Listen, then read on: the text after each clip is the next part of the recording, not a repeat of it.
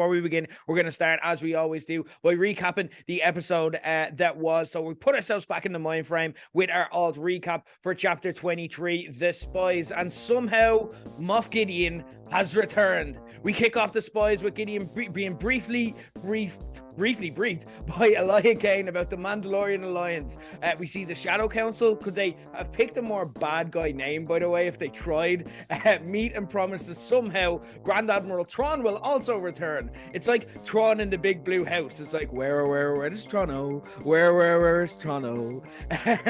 In Navarro, Grief Karga plays a weird tribute to his dead friend IG-11 by reanimating his corpse to make a new toy for Grogu, who essentially became a mecha Daniel Bryan, just saying yes constantly. But I was here for it. I loved it. Bo-Katan looks for volunteers to scout on Mandalore before bringing the rest of the covert down. All the speaking characters volunteered, so at least one thing we knew is that Mandalore wasn't getting Death Starred, or else the show would be entirely fucked if it was. On Mandalore, they meet up with some old dudes who are like the Japanese soldiers that were found years later who didn't know World War II had ended. Look around, fellas, you lost. Over dinner, Bo tells a really depressing story. She is not a good dinner guest, as we've seen beforehand. We've seen Bo eat dinner twice. The first time she ate dinner, she's like, how do I eat? And the second time, she's like, let me tell you about how I surrendered the Darksaber to Moff Gideon and caused the purge of our entire civilization. Rounding it off by saying that Mandalore was too strong for any enemy to defeat, but their own division is what defeated them. Again, look around you, Bo. You sound like John Delaney asking if Ireland can be the 33rd team in the World Cup, pal. We're not. You lost, okay? You need to accept this, and you're not convincing anyone.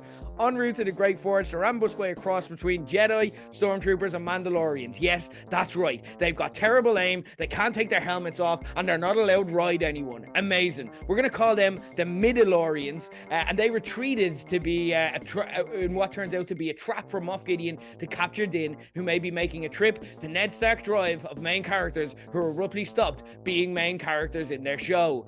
Gideon overwhelmed the covert with an attack, so Paz Vizsla took one for the team, taking them on by himself and actually defeating all the Midalorians in a way that says, you know what, if the rest of them had just stayed, this probably would have been a fairly standard battle. But he didn't, they weren't, so he got killed by 3 Praetorian guards. R.I.P. Paz Vizsla. Father of Paz Vizsla leaves one kid behind, who's just probably going to get hoovered up by dragons non-stop now. Paz Vizsla, you died as you lived, an over-aggressive idiot. And that was the next chapter of The Mandalorian. Okay, maybe I'm not fully doing it justice there.